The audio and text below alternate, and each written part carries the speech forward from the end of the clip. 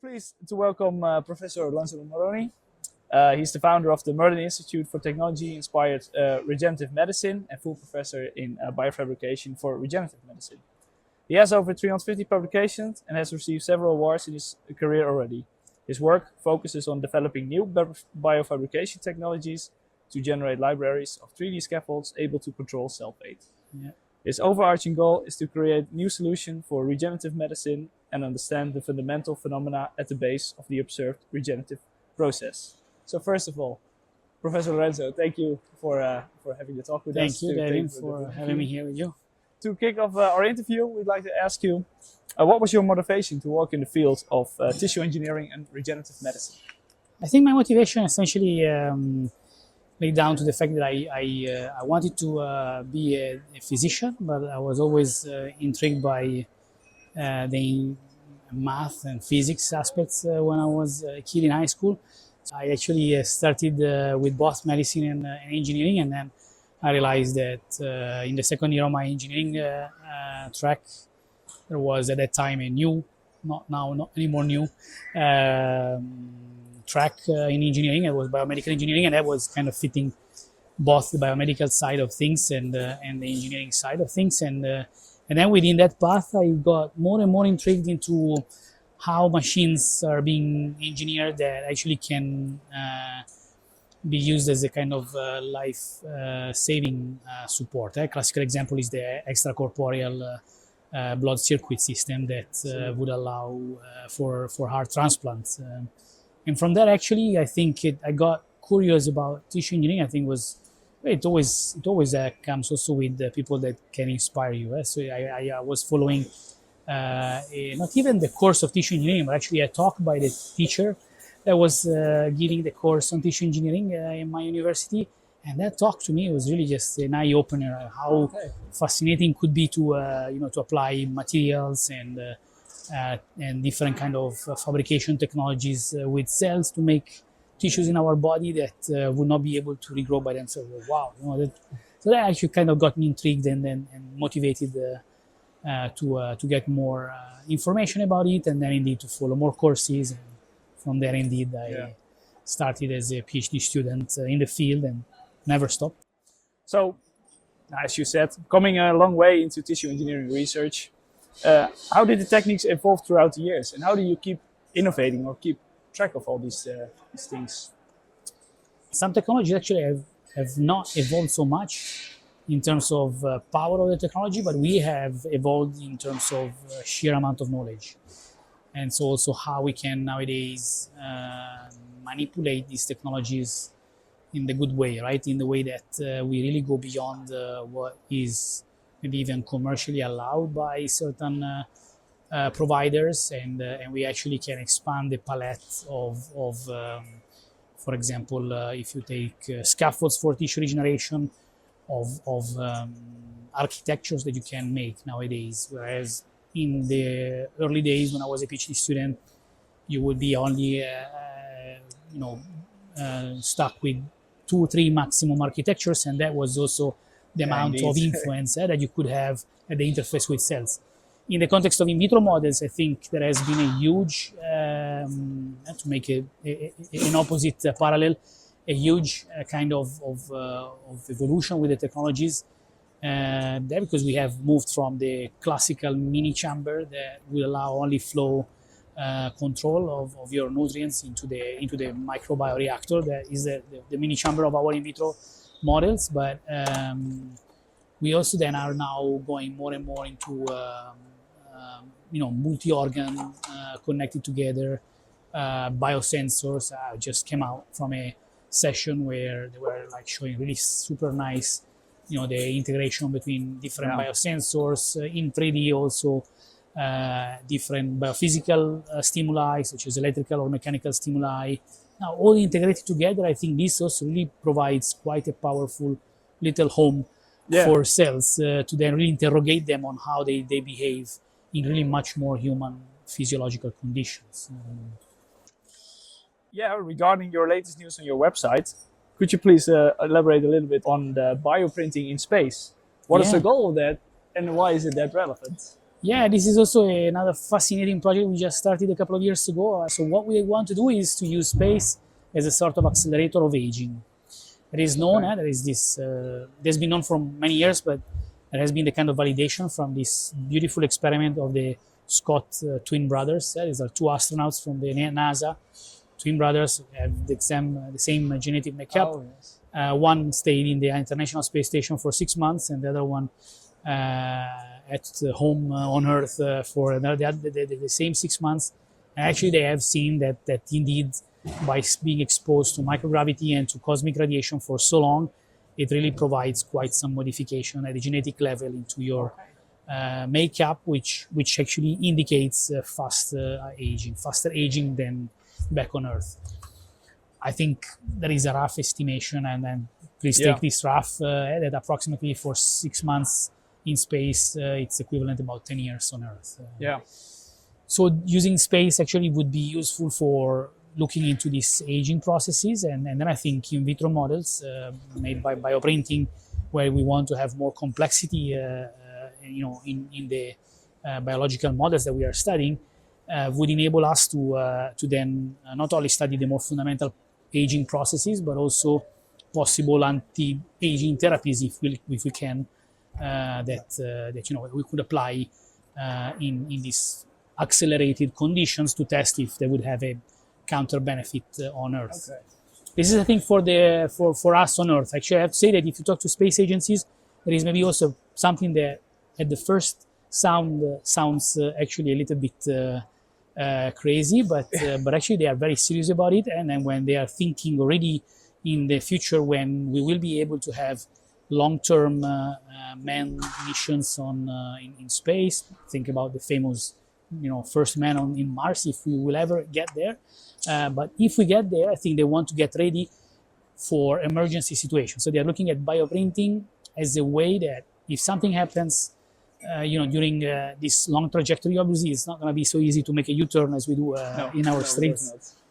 So they are thinking about bioprinting technologies as a way to kind of create smart band-aids, or even the most severe cases, smart band-aids for organs, really for emergency situations to kind of cope with the long distance of such kind of space missions. What would you actually like to send to space in this case? I would like to At send first? myself, but I'm afraid I'm a little bit too old for that, and I may not qualify. But we will focus on this project on cardiac bioprinting. And cardiac, because if you look at mechanical stimulation in our body, of course you can think of bones and our skeleton, but we can still sit like we are now, and we are still doing okay. Yeah. Our heart cannot stay seated. It has to move and to pump blood every second we live. And so from a mechanical point of view, and therefore from a potential mechanical dysregulation point of view, when you look at microgravity, we thought this could be one of the most important organ in our body that can be really affected badly from aging, and therefore if we can again test some drugs as putative anti-aging therapies, we think we do a little bit of good also for our you would society. also then include the traveling, so you will bioprint on Earth, send it into space? That could be one way to go. In fact, actually, we are also developing the technology to be able to bioprint directly in space, and that's also because we think that with microgravity, it should not be seen only as a way that impact our well-being, but also something that we can perhaps adapt our technology and make use of it to make actually even more resembling three-dimensional objects that to our heart, essentially. I don't think we will be able to really make a full heart, but if we will be able to make a kind of ventricle patch of the left ventricle, that is the one of the most challenged part of our heart, then indeed directly on space by exploiting the lack of forces through microgravity, so that we can kind of assemble together the biological building blocks in an easier manner and a faster manner. Then maybe with this way we can move out from the classical layer by layer modality that bioprinting or 3D printing in general works with, and then really go truly volumetric, without actually using the more volumetric bioprinting approach that is fantastic in terms of complexity, but still relies on transparent inks and photosensitive inks, which not always are friendly with our cells. Regarding your work in commercialization and clinical translation of your research line, because I've also read about that, what did you already achieve? What will be the next step? And also important, how do you envision upscaling the production in a way that it will be available to everyone and not only for... We have been able to transfer to the market 3 different products, also different in their applications. I start perhaps with the simplest, but also with the one that was the toughest to get adopted. In fact, I think even today we are challenged to get full adoption. And that's a kind of a miniaturized well plate that is made of biocompatible and already medical grade materials, so that you can basically transfer high throughput or maybe middle throughput screening from in vitro directly to in vivo. So we have made a sort of miniaturized well plate that essentially would allow everybody to test different conditions directly into an animal body. This will not only enable the sheer amount of more conditions, but also using intrinsically less animals than with conventional way of testing preclinically before going to clinical trials. A lot of people likes it. I think upscaling wise, it's already upscaled. We can make hundreds, if not thousands, of these devices on a monthly basis. But then it's very difficult to adopt it because, of course, you also have to write the ethical approval considering already the use of this product. And then a lot in science is done with more independency and creativity. So it's difficult that when scientists have been thinking about it, they would like to use it, but then it's difficult to already pre-think about it in such an early step, such as the ethical medical approval. And the other 2 products are more, if you want, conventional in the realm of tissue regeneration. One is a product for cartilage regeneration in our joints, in our knees. And the other one is a blood vessel that is used as a vascular access for people that go under dialysis.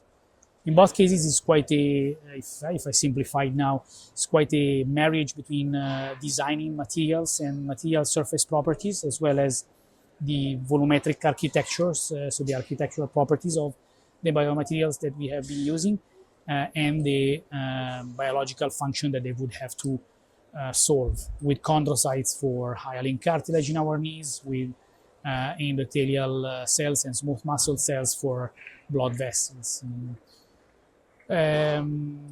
So these products, in the case of the cartilage, it has been reaching already clinical trial, and there are about 300 people that have been walking with these kind of scaffolds in their knees, and their cartilage actually looks beautiful.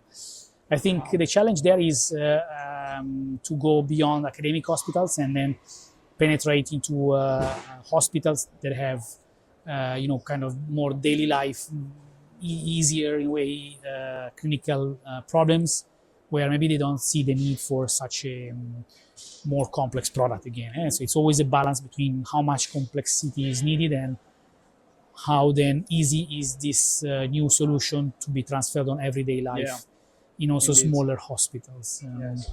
The second product is still, I think, in between preclinical testing and phase 1 clinical trial. I think first data on a handful amount of patients have shown that it is a safe approach, so we can now gear up towards really more functional tests. I think in general what is needed for upscaling and better adoption by everybody is that also in these kind of conferences where we show our innovation, we actually invite more and more regulatory people. And I think if you want to also transfer, not only for diagnostic reasons for many of the in vitro models we develop, but also for clinical applications through new therapy, maybe insurance bodies should also be engaged at the earlier stage. Because at the end of the day, if the regulatory people will approve the treatments, it's to be accessible to the two of us. Indeed. It will probably need also the insurance bodies to cover the cost. Otherwise, we need to be two Elon Musks Yeah. to cover the costs. No, I don't have that money. Yeah, neither do I. So how do you envision the next 10 years of tissue engineering and regenerative medicine? Where will we be at? What do you think it will be possible? I think in the context of creating engineered tissues that can be used as a more physiological counterpart of tissues in our body for diagnostic applications, as in vitro model tools, they can, better and more efficient analyze the effect of drugs or the effect of other biological therapies, such as maybe even tissue engineering therapies themselves. We will see a lot more adoptions of very specific tissue models, by pharma companies and advanced therapy medical products companies. And in the specific space of tissue regeneration, I think we will see more applications in the context of using smart materials that can be implanted directly without culturing cells, but using the cells of our body as the actual source of cells for the regeneration. For this, again, I think we will need to move to understand more and more the body itself, where these treatments will have to go. So aging, I think, here will come again at play, because oftentimes we think about these therapies only for younger persons, but more often they will be available or will be needed for people in their 60s and above. And I think in terms of applications, I can see, for example, in the cardiac field that we will probably see some initial steps in terms of cardiac patches that can help, for example, a infarctuated infarctuated patient to recover at least partially, if not fully, their capacity to eject the same amount of blood as the heart contracts and dilates. I think we will see probably more products in the not only for cartilage or for bone separated, but for cartilage and bone together. So really kind of almost a full joint, if you wish, maybe not in the full spatial development of a full joint, but maybe for a still confined defect, but I can keep cartilage and bone together in a being regenerated. I think we probably also will see more in the field of the urinary tracts and kidney. And again, I don't think we will ever be able to see the famous bioprinted kidney. I mean, that was a nice gig from Atala a few decades ago, but to raise, I think, the attention to the potential of the technology. But I think like smart kind of kidney patches that could, for example, help the kidney to filtrate better and therefore to repristine some of the urinary tract functionality. I think we might be able in the next 10 years to see such kind of developments. Now we're both very curious to see where we will be at that point.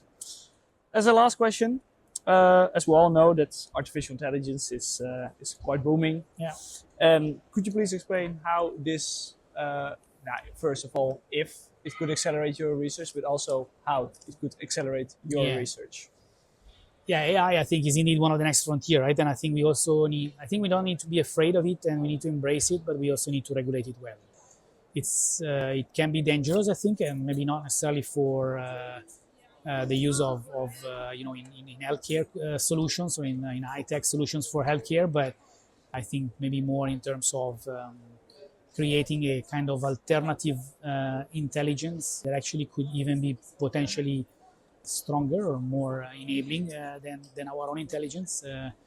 Maybe this is not so much artificial intelligence, but like the so-called generative intelligence, which has already signals of being able to kind of hijack the rules that we give to AI in order to achieve the final scope. So I think that part needs to be very well regulated, and we need to have a good governance about it.